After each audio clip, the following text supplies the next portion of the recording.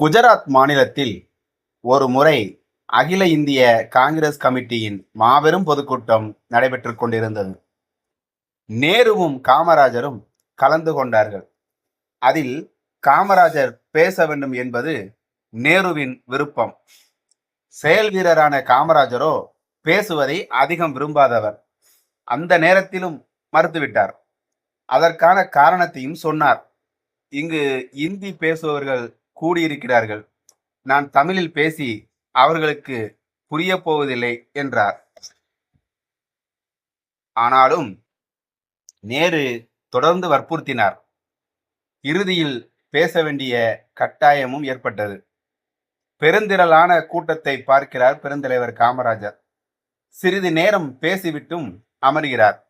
அப்பொழுது அங்கிருந்து தமிழ்நாட்டு பத்திரிகையாளர் ஒருவர் இந்திக்காரரிடம், ஏன் காமராஜர் பேசிய போது கைதட்டினீர்கள்?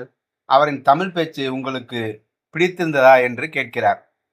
அப்பொழுது அவர் சொன்ன பதில் அவரது விழிகளை வியக்க வைத்தன. ஒரு நல்ல மனிதர் பேசுகிறார் என்றால் நல்லதைத்தானே பேசுவார். அதற்கு எதற்கு மொழி தெரிந்திருக்க வேண்டும்? அந்த உத்தமர் பேசிய மொழி புரியாவிட்டால் என்ன? அவரின் நல்ல எண்ணம் எங்களுக்கு தெரியுமே என்றார். பத்திரிகையாளரின் விழிகள் வியப்பால் விரிந்தன.